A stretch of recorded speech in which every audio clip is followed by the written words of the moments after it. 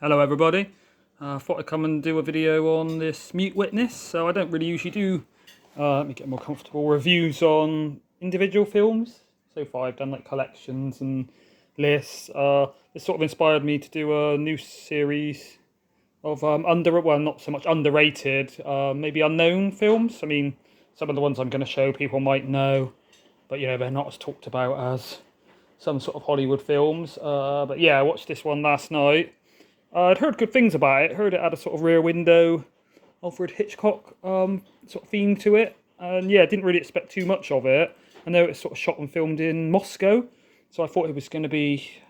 Well, I heard it was better than an average run-of-the-mill slasher, but yeah, I was pleasantly surprised by this. I sort of seen quite a lot of good films recently. Some released this year, some older films, but ones I sort of watched, and certain ones like stop motion.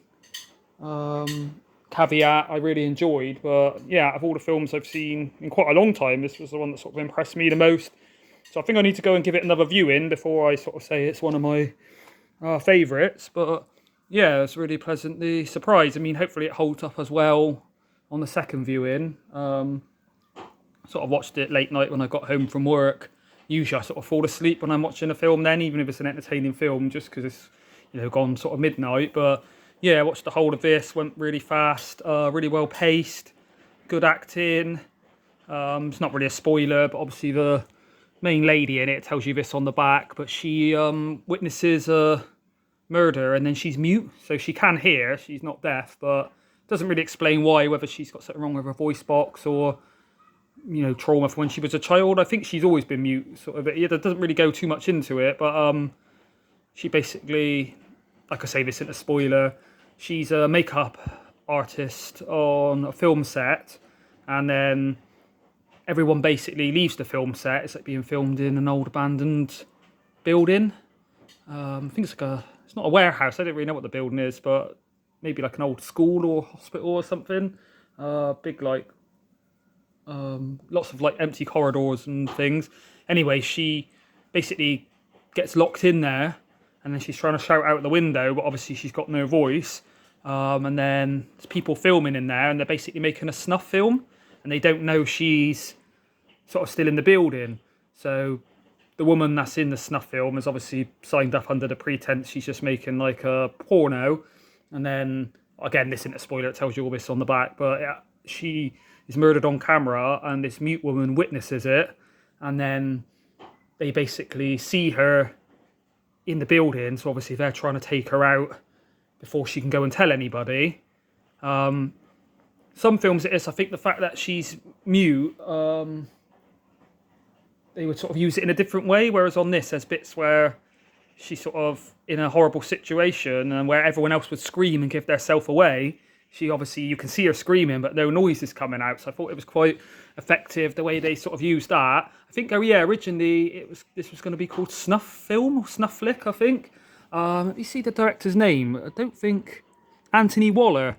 So I don't think he's done much else other than American Werewolf in Paris, which I've not seen, but I've heard it's not great. There's like I watched a little making of sort of thing on here, and I would say the guy is actually a genius filmmaker, not just with this film, but it shows basically when he was like, I think it was 9 or so, he made his first like film on like a Super 8, and it is actually well made and like well edited and shot with like good effects. And then it shows when he was 11, he made his first stop motion, and again, it's really well made. They sort of do show like not the whole clip, but a few minutes of these films. Then when he entered them in film festivals and won like 4th place and like the youngest person to ever do so. Then when he was 13, he made his first animation, sort of all hand drawn, really stylish. And I don't know why he didn't really go on to make more film. Apparently he's made thousands of adverts, this guy, like, commercials. And his commercials are meant to be like really well shot. But yeah, so this, not really got any flaws I could think of with it. It's got some comedy, it's got a lot of tension, there's some real tense scenes. Story constantly changes, so obviously when it starts and she's trapped in the warehouse, I thought that was going to be the premise of the film, where she's just sort of stuck in there, but then it leads on, again, this isn't really a spoiler, but she gets out onto the street, and then the police get involved. It's really clever, really well made, the way the guys guys that have done the snuff flick, obviously they're also on the cast of the real film that she's doing the special makeup on.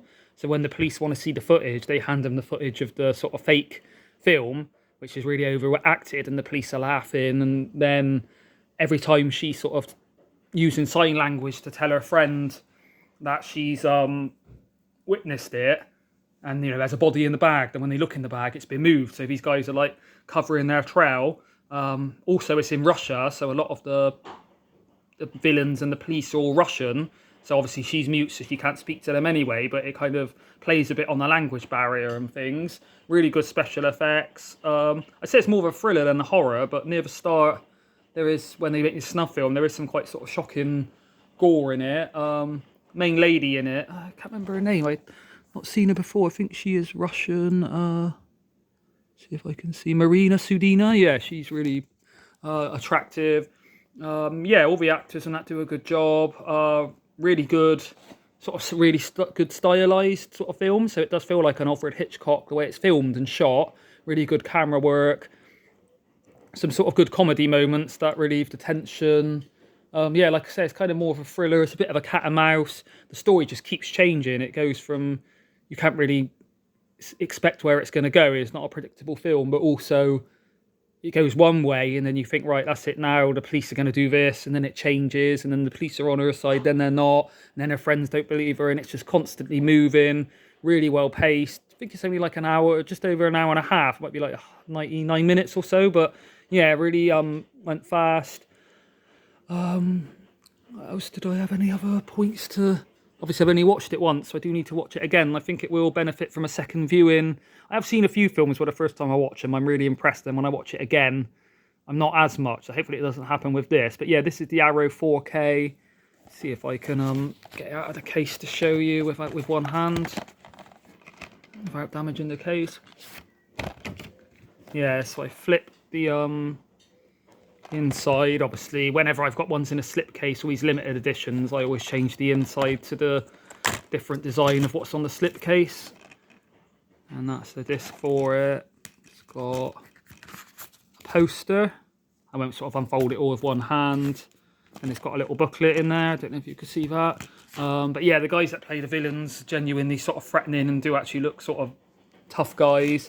Yeah, so I say when I heard it was sort of Rear Window inspired, I don't think the whole film is. Again, this is a bit of a spoiler, but basically there's somebody, she's like in an apartment building when she gets home, and there's someone in the apartment opposite her, and they're spying on her with binoculars. It's like a bloke when she's coming out the bath and naked and stuff, and then there's a bit where basically people are trying to attack her, and she's trying to get the attention of the guy in the opposite window. So I think that's kind of where the sort of Rear Window, the Alfred Hitchcock comes. But yeah, it's really sort of stylized, well shot. What would you call it? Like the set design is really good, really well lit. Yeah, I don't know if I'd go as far as say 10 out of 10, because I'd have to watch it a few times before I can say it's flawless. But yeah, I couldn't really pick any faults with it. Yeah, I can't believe I hadn't really heard of this before.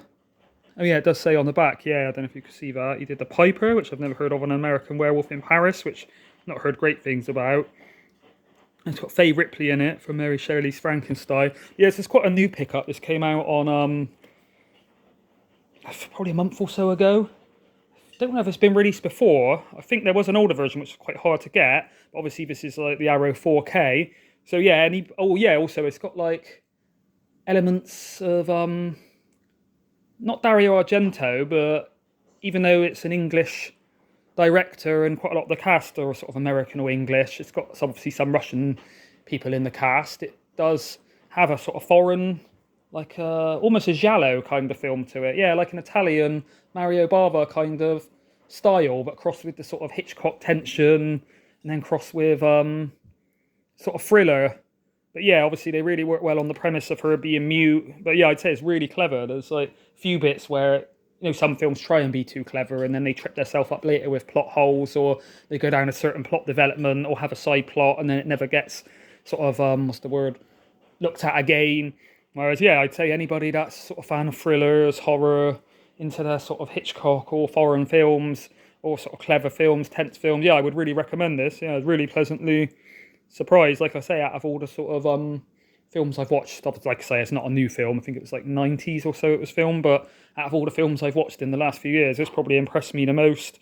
Probably enjoyed it the most, to be fair. So not everyone might feel the same. You know, I'm not saying it's up there. You know, Shawshank Redemption, Silence of the Lambs is like a universally sort of lauded film, but yeah, it's not a sort of B movie like I thought it would be, and it's not even got any trashy elements like some of those sort of 80s slashers or even 90s slashers. It's way more clever than that. I'll stop rambling on, but yeah, if anybody, I don't think this will be in the Arrow sale because it's too new, but yeah, if anyone has been interested in this, I would really recommend picking it up or watching it. Maybe it's on like Arrow's actual streaming service, save paying sort of 18 or so pound I think I paid for this. But yeah, thanks everybody for watching. Post this one in a bit, and then I'm going to do my I think I'll probably do it in a few parts, but B20 underrated or sort of underappreciated, maybe unknown films, not just for me to talk about ones that I like, but also to give a lot of people out there some ideas of films that they haven't seen that they might really enjoy, they might not even heard of. I mean, I'd never heard of this one before I got it, to tell you the truth. Yeah, thank you everybody for watching, and be back again soon with another video.